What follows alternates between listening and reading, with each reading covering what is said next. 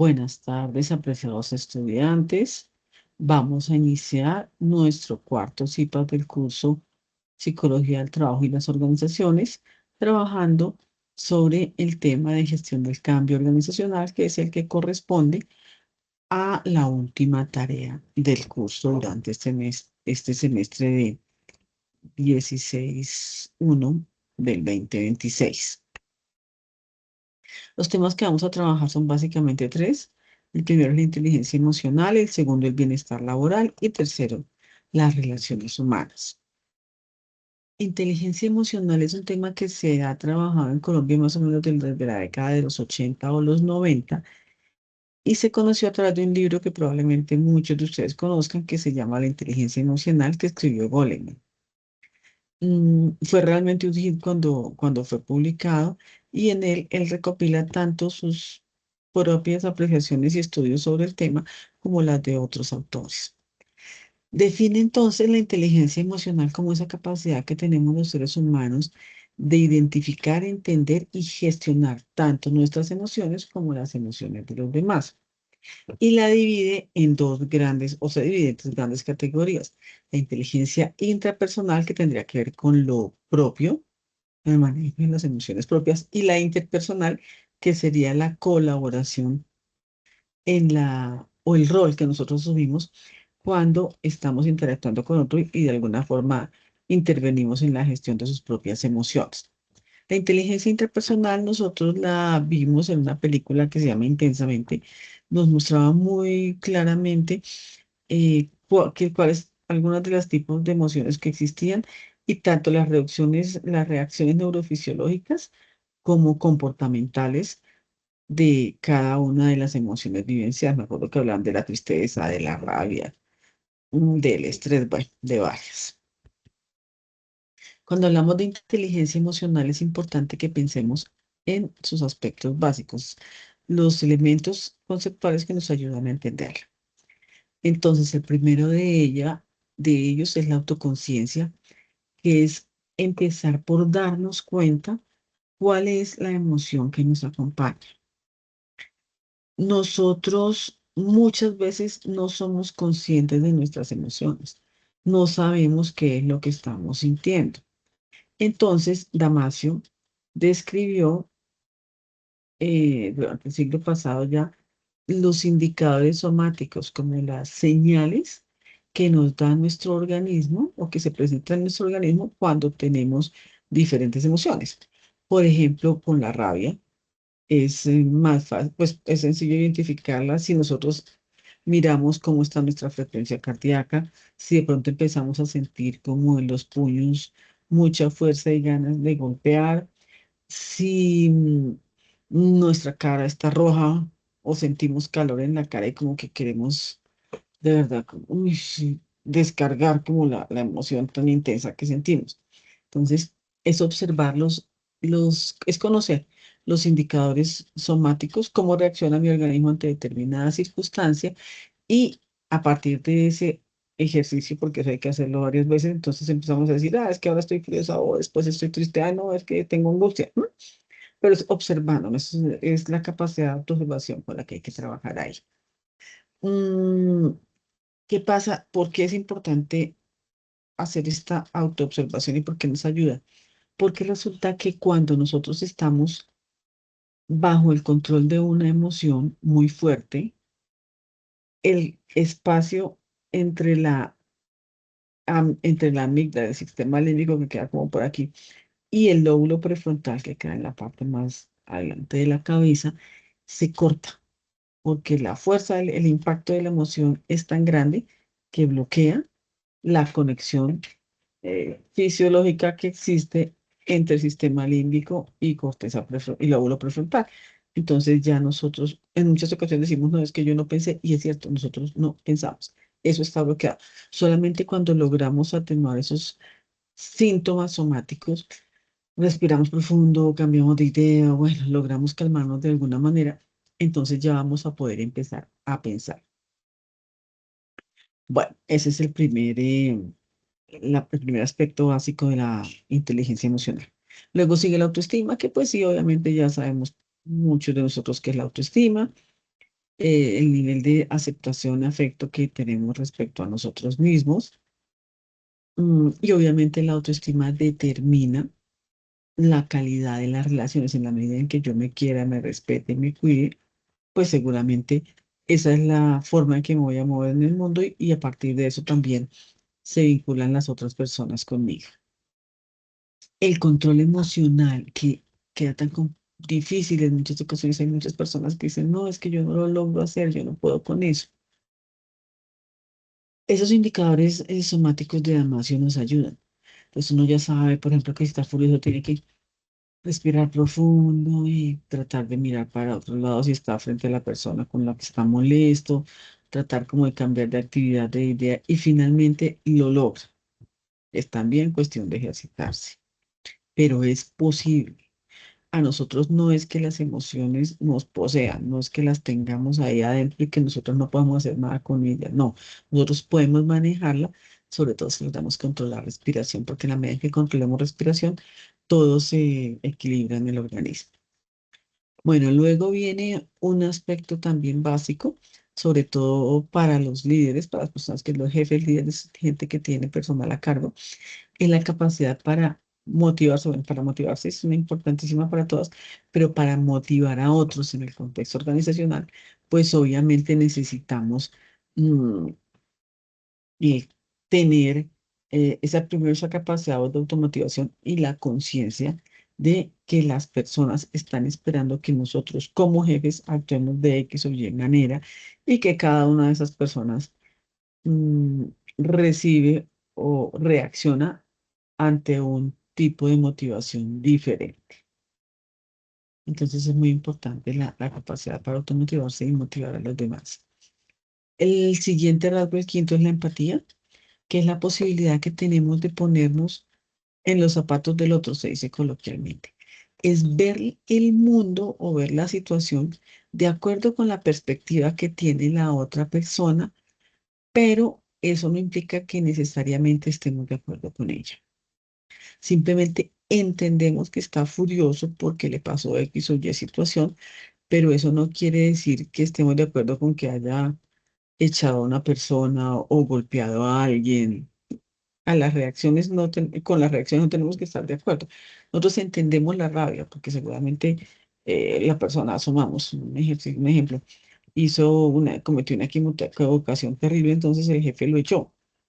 Pero si uno tuviera la corteza prefrontal conectada, pues entonces no decía, no, pues no tanto para echarlo, llámale la atención, de pronto suspéndalo si la cosa es gravísima, pero tanto como para sacarlo del trabajo, no.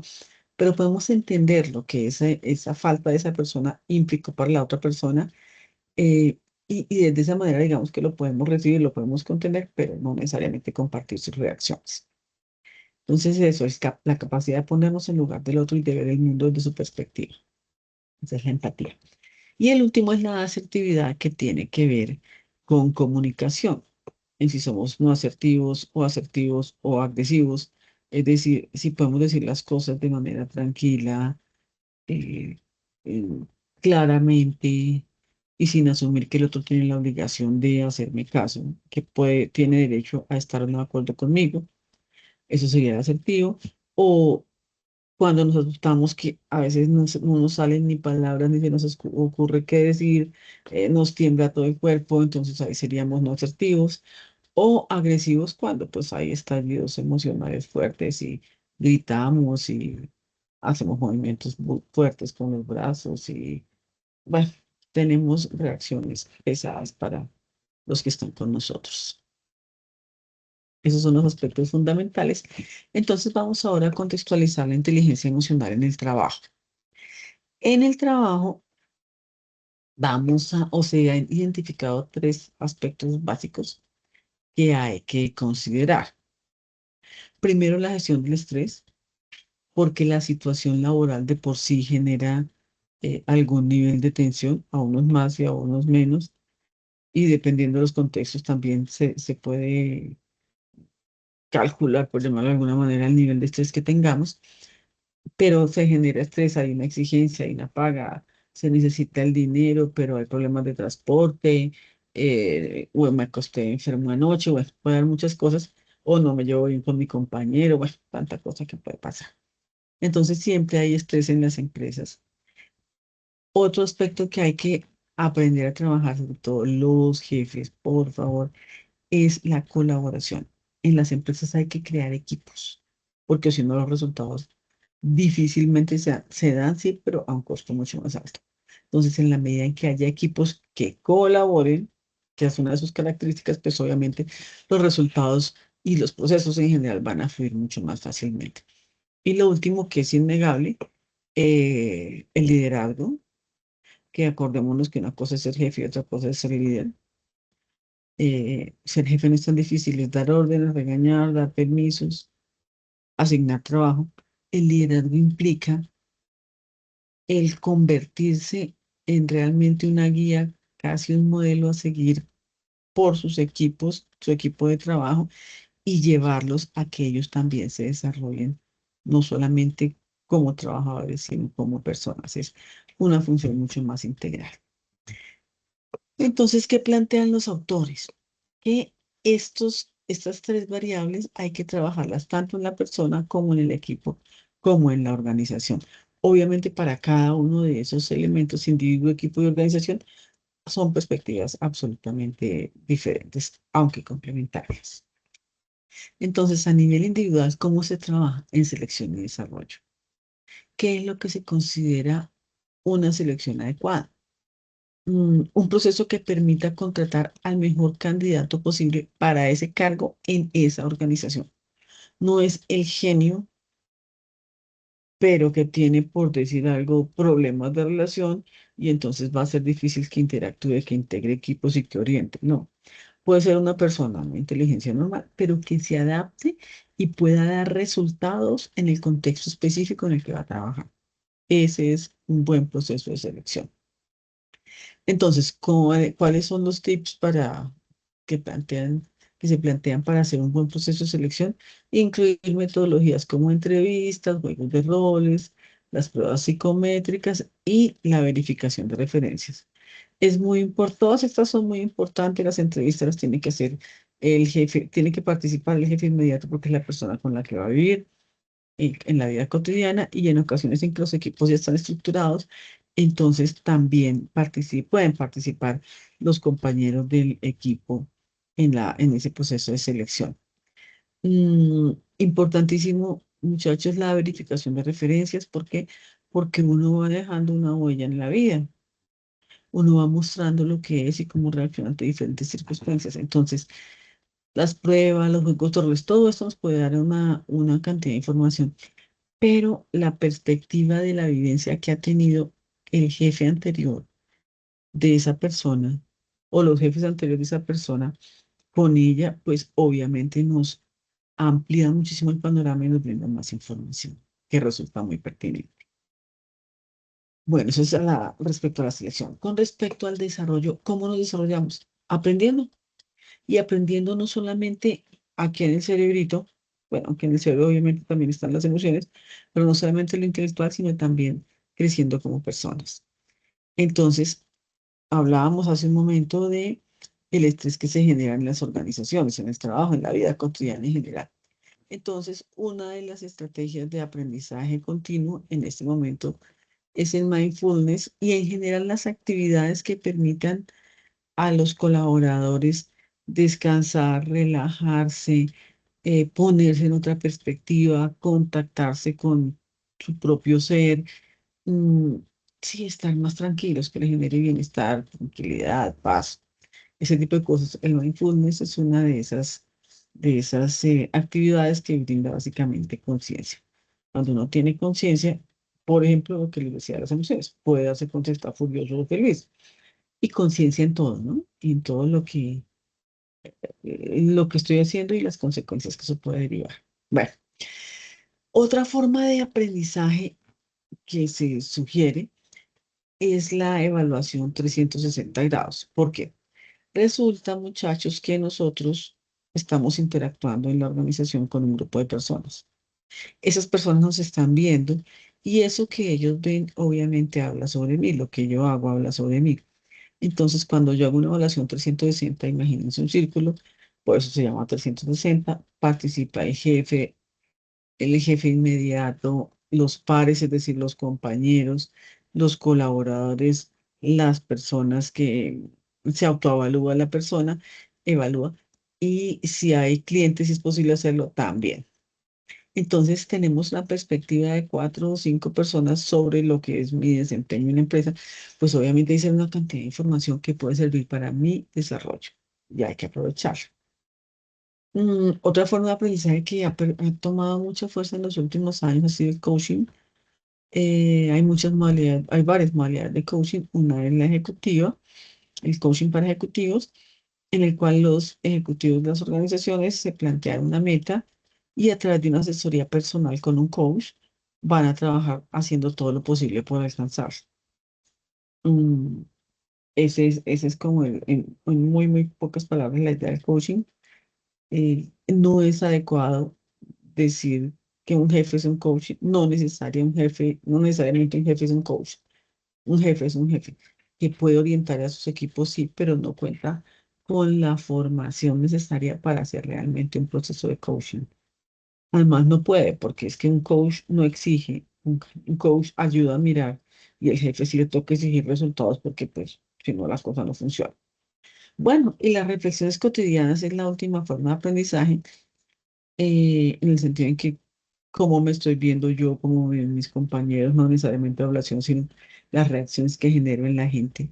Ese tipo de cosas que uno va pensando en el día a día o actividades que se hacen en las organizaciones, que vamos a hacer un picnic o una fiesta de Navidad. Bueno, todas esas cosas me van dando una información sobre sí mismo. Eso era a nivel individual. Entonces, a nivel grupal, ¿cómo es la historia?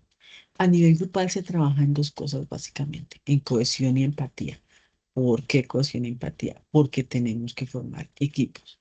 Los grandes logros de las organizaciones se han alcanzado a través de equipos. Sí, que puede que en ese equipo haya un genio y aporte bastante, pero tuvo quien lo soportara, quien lo acompañara y quien le ayudara a fortalecer su idea. ¿Por qué? Porque hay equipo. Entonces, hay que trabajar por generar cohesión, es decir, formar equipo y ser empáticos, ver las cosas desde la perspectiva del otro para poder entender cómo es que están diseñando, por decir algo, el nuevo prototipo y decir, oiga, no, hermano, pero hágale por aquí o hágale por allá. Otra cosa que es muy importante y que se busca en este nivel, que es indispensable, es un manejo adecuado de los conflictos. ¿Por qué? Porque los seres humanos tenemos diferencias y eso es lo normal, no todos somos iguales y si fuéramos todos iguales, qué aburrimiento. Entonces, los seres humanos, al ser distintos, podemos tender a pensar que todo el mundo tiene que pensar como uno, o que tienen que hacerle caso, y no se generan conflictos, son humanos. Los conflictos, lo que pasa es que no tienen que avanzar, no tienen que hacerse más grandes, pueden hablarse, y eso se logra con asertividad, con comunicación asertiva. La ventaja que tienen esos conflictos, y si ahí se lo unimos a ese manejo de conflictos, y si eso lo unimos a la cohesión y a la empatía, es que definitivamente el rendimiento se potencia. Se disparan de verdad que los grupos, los equipos bien manejados alcanzan unos resultados muy, muy, muy interesantes. Entonces, ¿cómo se selecciona para un grupo? Nadie se imagina la importancia de la selección, de verdad que en muchas organizaciones buscan cubrir la vacante con el primero que aparezca y después se les forman problemas serios desafortunadamente. Entonces, bueno, ¿cómo se selecciona? Las entrevistas grupales de las que hablábamos, buscar gente que pueda ser empática, que pueda entender la perspectiva del otro y obviamente pues hacer juegos de roles porque ahí vemos cómo interactúan y cómo se mejora ese grupo o ese equipo. Primero que haya unas normas claras, que sean explícitas y deseable que sean acordadas. Es decir, todos saben cuáles son las normas y se comprometieron conscientemente a cumplirlas. Que sea un espacio, ese equipo, en el que sea posible que haya expresión emocional de lo bonito, de lo feo y de lo regular, de la rabia, de la alegría, de la tristeza y del afán, de todo. Obviamente una expresión adecuada, asertiva. Hacer talleres de escucha activa también resulta muy útil y una cosa básica, que la gente pueda como fluir en el equipo, entonces que tenga permiso de equivocarse, quien no sienta que más o menos que si se equivoca se va a morir, lo van a echar, lo van a demandar, le va a pasar, le va a suceder quién sabe qué cosa tan espantosa. Obviamente no es el otro extremo que venga yo voy a hacer sabotaje, que ya es sabotaje y otras cosas, pero en el desarrollo de un proceso, pues se van dando ciertas dificultades y una que otra persona eventualmente se equivoca. Entonces, que tenga esa posibilidad de equivocarse, de ser auténtico y, bueno, y obviamente pues de reconocer, porque es que los grandes aprendizajes también se dan a partir de las equivocaciones que nosotros eh, cometemos. Obviamente no se trata de andar equivocándose como escuela en la vida, pero sí es aprovechar cuando ese tipo de situaciones nos presentamos. A nivel organizacional, muchachos, el tema es distinto. Es mucho más macro. Una cosa es el equipo. Una cosa es la persona, otra cosa es el equipo y ya la organización es otro tema, son como grandes ligas. Es una agrupación de áreas en la que hay muchísimas personas y además está la gente de finanzas, la de comercial, los de logística, los de gestión humana, los administrativos, y hay muchas áreas y todo tiene que estar engranadito. Entonces, ¿qué es lo que se busca ahí? Trabajar cultura y trabajar estructura. ¿Estructura por qué? Por ese engranaje que les digo y cultura, porque necesitamos poder trabajar en un sitio en el que sea chévere hacerlo, ¿no? En el que la gente, el que las metas se logren, pero que la gente esté feliz, esté tranquila, sienta que aprende y aporte. Entonces, ¿qué se busca ahí? Transformar la cultura, reducir la rotación de personal y mejorar el clima. Recuerden que el clima es la percepción que nosotros tenemos de lo que sucede en la empresa, de cómo pasan las cosas y si nos sentimos bien o mal en la misma. La cultura tiene que ver con cómo se hacen las cosas, no son los procedimientos, es que hay como un trasfondo ahí. Entonces la cultura es lo que ya se sabe, pero de lo que casi no se habla. Por ejemplo, ya se sabe que en Navidad el gerente mm, se pone mal genio, por decir algo. Entonces ya llegando el día de las novenas, los jefes empiezan a asustarse, ¿sí? Estoy poniendo un ejemplo absolutamente sencillo. O ya se sabe que, por ejemplo, en Carulla, un supermercado muy grande de Bogotá, ya se sabía que la gente, cuando los trabajadores, los colaboradores, era una cultura perfectamente paternalista.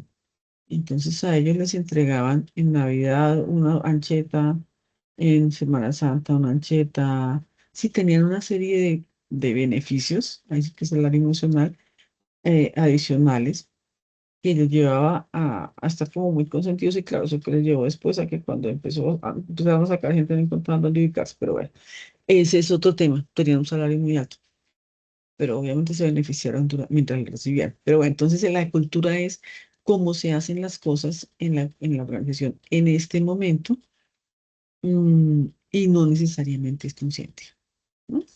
Pero existe. Entonces, ¿cómo se hace la selección para la organización?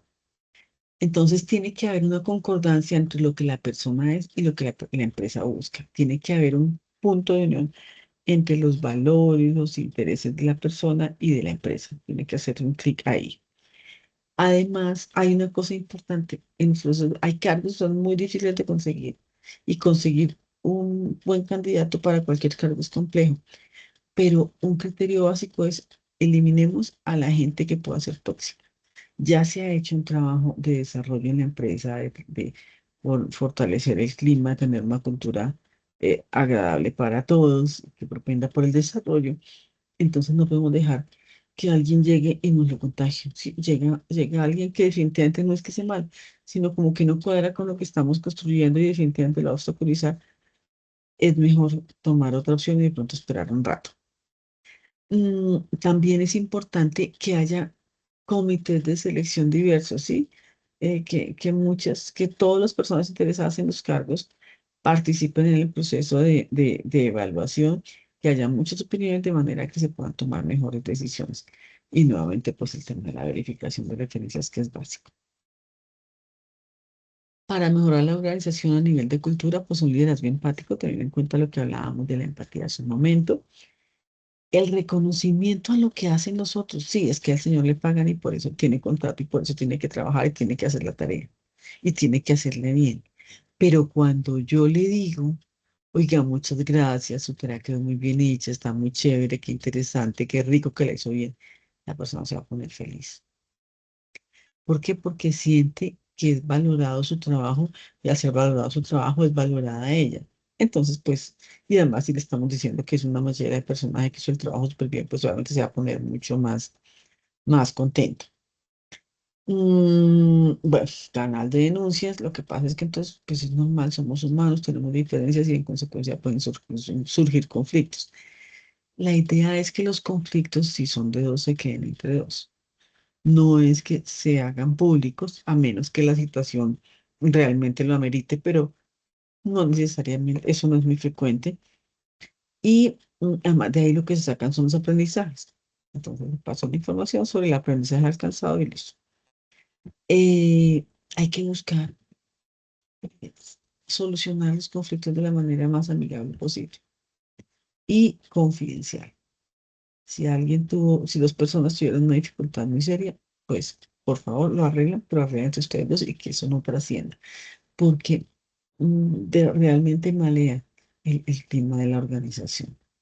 Y las organizaciones tienen un copazo que también ayuda en el tema de dirimir conflictos.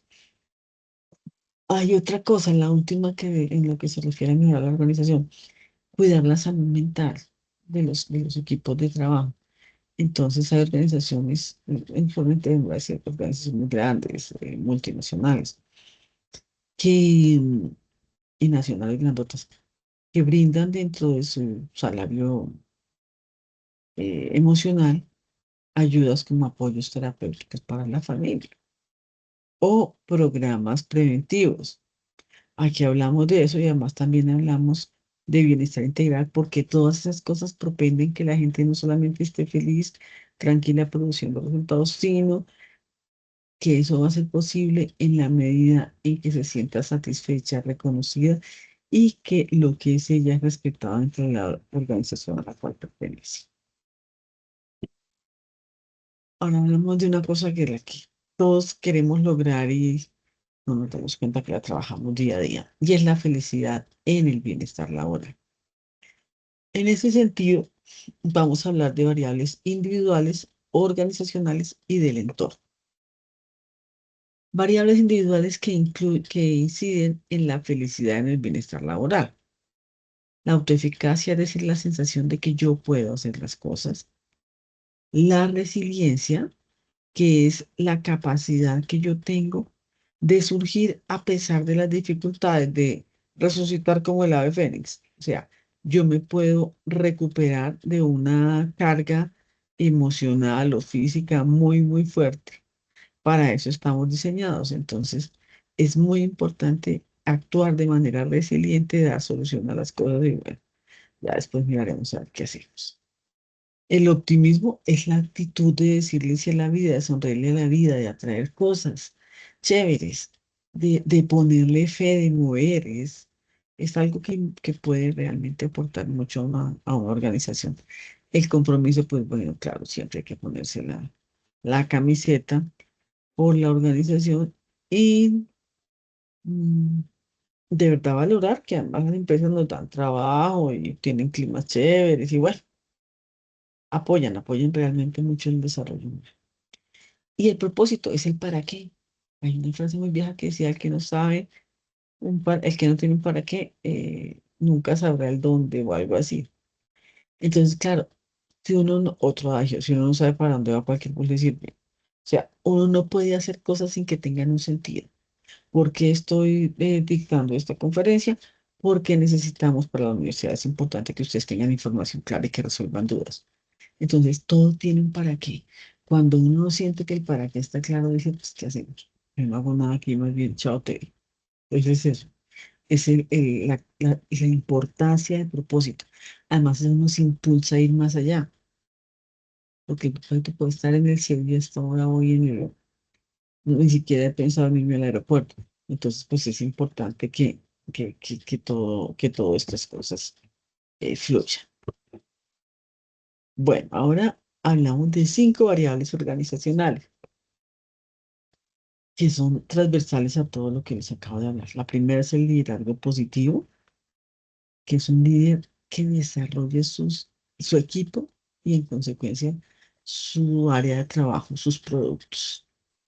Es una persona que mueve a la gente. El clima laboral, que ya dijimos que es la sensación que tenemos respecto al sector en el que trabajamos.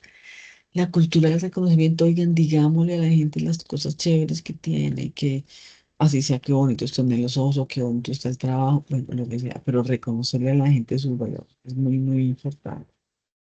Autonomía se refiere a toma de decisiones, muchachos, a la independencia que podemos tener de criterio respecto a ciertas circunstancias. O estamos esperando que siempre nos digan qué hacer o le preguntamos a la mamá o a la amiga, no. Es de medir consecuencias y con base en eso, pues decidir. Y el desarrollo profesional, pues bueno, es formarnos de acuerdo con lo que estábamos hablando. Cada rato la escucho yo pitando plátano, pitando vaina. Un segundo, voy a tener que hacer un pare porque algo Por estoy eso oyendo hoy, un ruido de fondo.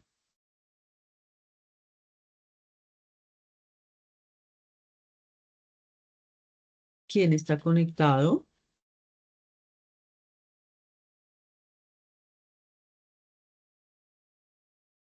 ¿Alex?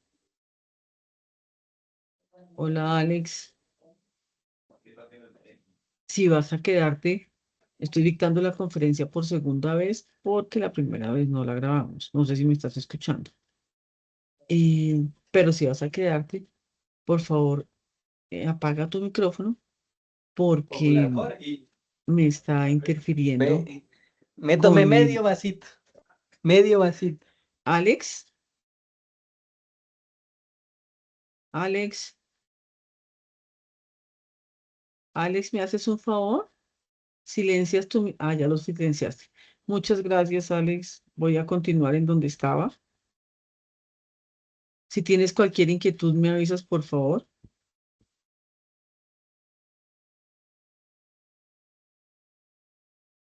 Bueno, voy a continuar con las variables relacionales que tienen que ver con el capital social.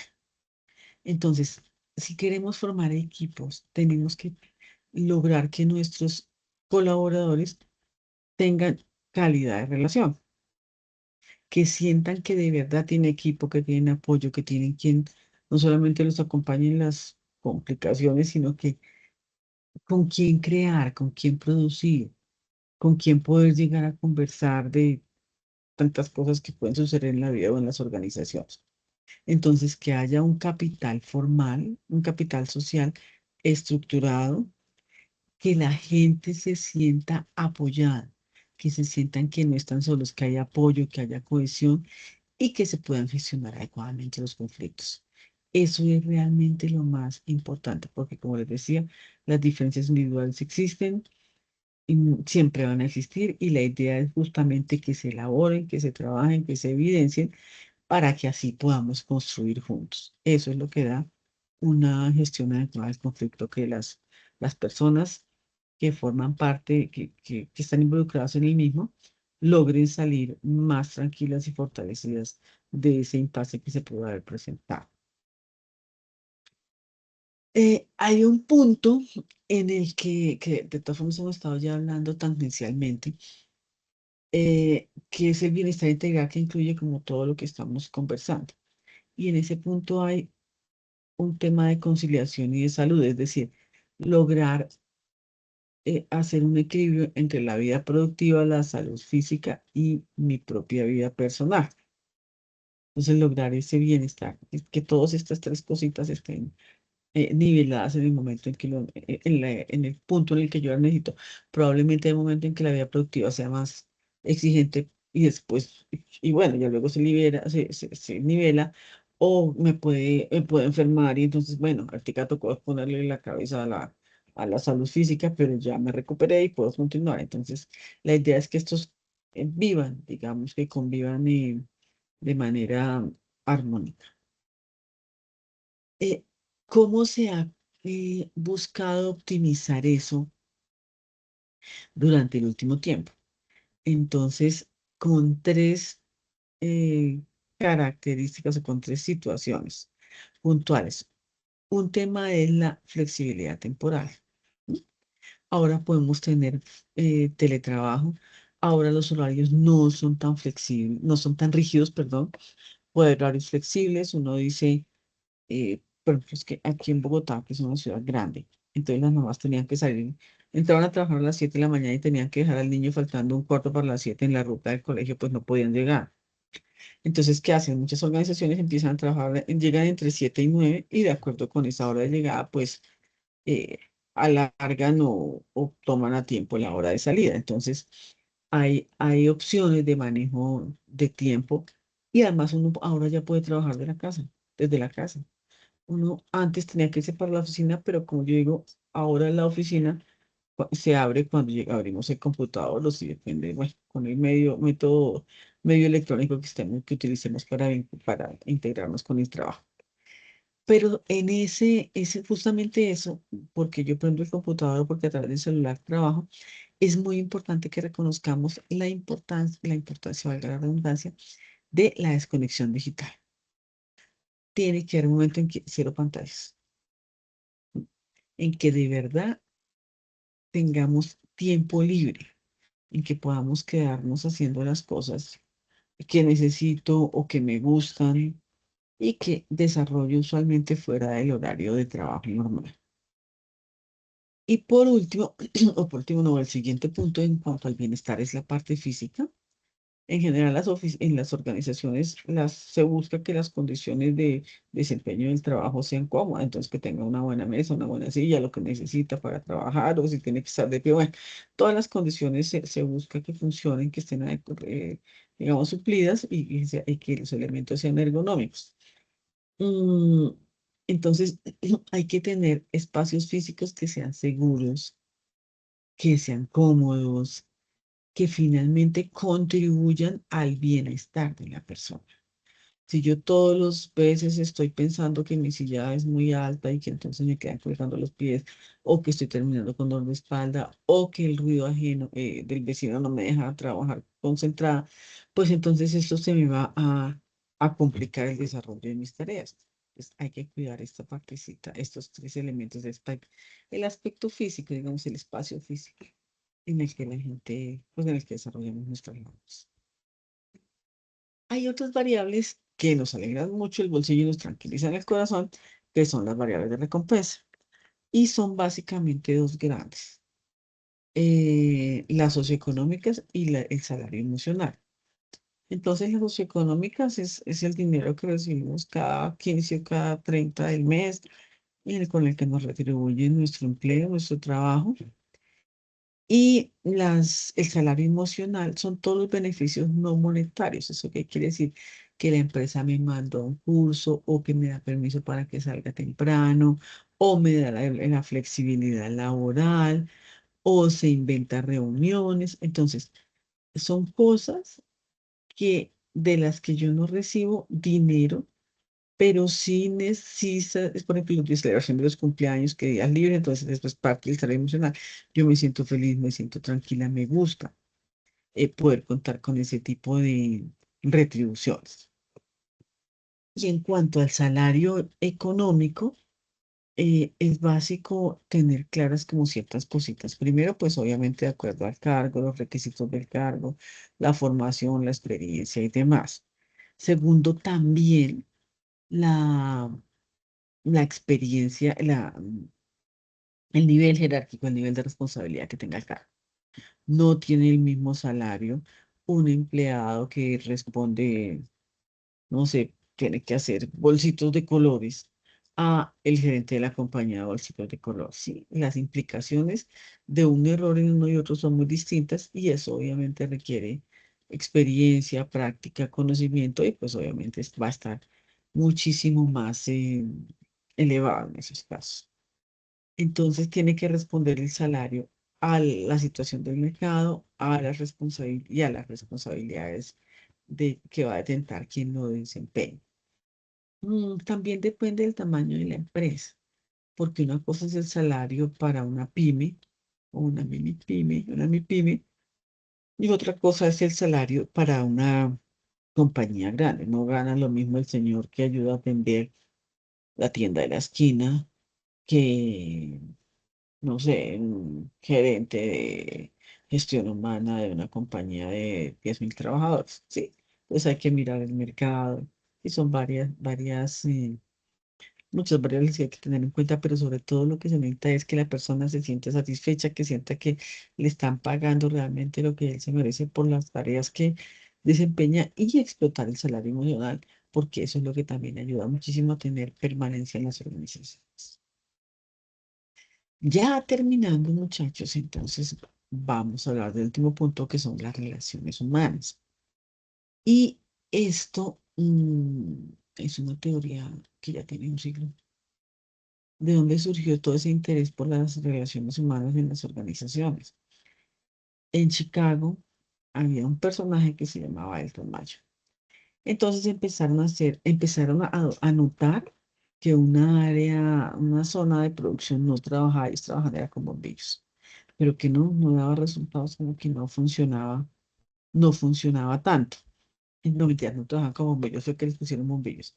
Ellos trabajaban en producción, era una cosa de manufactura, pero resulta que no presentaban tan buenos resultados como se esperaba con otros supervisores. Dijeron, bueno, pues que algo les debe pasar, entonces escogieron les cambiar la luz, les pusieron bombillos que tuvieran mayor capacidad. Y pues cambiaban, pero no de manera significativa. Después, mm, les daban, pues no consecuente, pero estaban como consintiendo, entre comillas, estaban pendientes de ellos, por decir algo, les daban oncecitas, les preguntaban cómo les había ido, sí, sí, interactuaban con ellos de manera que la gente se sintiera importante. Entonces, después de haber hecho 80 cambios y darse cuenta que ninguna de las cosas tangibles, ningún elemento externo físico era el que ha hecho el cambio, dije, no, pues aquí debe ser porque que la gente está sintiendo que realmente es importante para nosotros. Los empezaron a entrevistar y eso fue lo que descubrieron, que la gente estaba diciendo, por fin me miraron, porque era una planta de producción que es el sitio donde menos, desafortunadamente, menos contacto tienen las personas. Hay muchísimas personas en las plantas, pero los jefes como que no los miran, sino allá los de producción, ¿no? En muchos casos, no en todos, y eso afortunadamente está cambiando.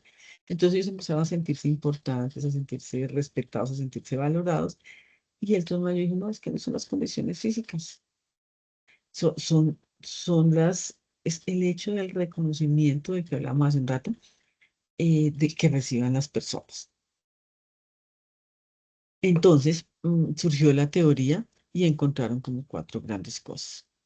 Lo primero, lo que les digo, es el factor social, que la integración, el sentido de pertenencia a un grupo, facilita, bueno, primero, por un lado, influye en la moral, digamos, en el estado de ánimo, en la autoimagen y demás, pero también en el rendimiento de los trabajadores. Que hay motivadores no financieros, salario emocional, entonces que el reconocimiento, el hecho de que le pregunten a uno qué opine, si está de acuerdo o en desacuerdo con con tal decisión, el hecho de llevarse bien con los compañeros y con los jefes son, digamos que potencializan el efecto tranquilizador para el bolsillo y satisfactorio, obviamente, que también tiene el dinero, el salario solito. Eso es muy, muy importante para todas las personas. Así parezcan los más serios, los más cansones, los más duros, no, para todos es relevante. Eh, Hay un punto que me parece bien interesante porque creo profundamente en eso, y es la organización informal. Uno se parece a sus amigos. Entonces, esos amigos tienen mucha influencia sobre las formas en que uno cree, vive y se comporta en la vida.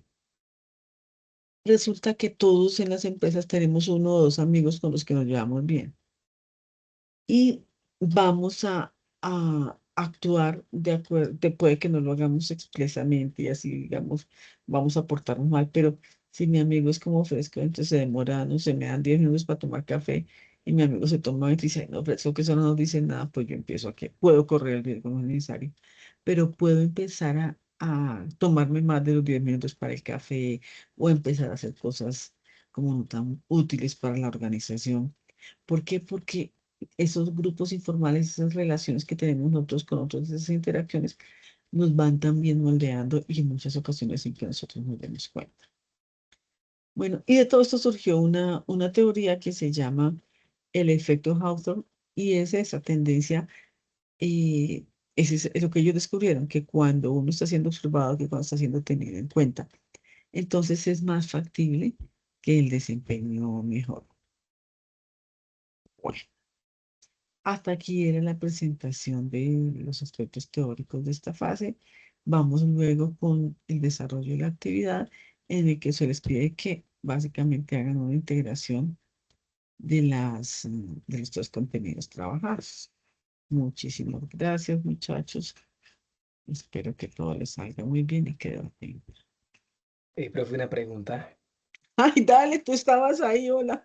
Sí, Imagínate que esta no. es la segunda vez que grabo la conferencia porque la primera no la grabé, la di por la mañana y yo, ay, muchas bobas. Bueno, cuéntame, caballero. Ay, espérate que yo no he parado la Ay, Dios mío. grabación. No, profe, ¿me repites el nombre de la última teoría de lo que decías de que nos parecemos a los compañeros? Me pareció interesante. Claro, fíjate.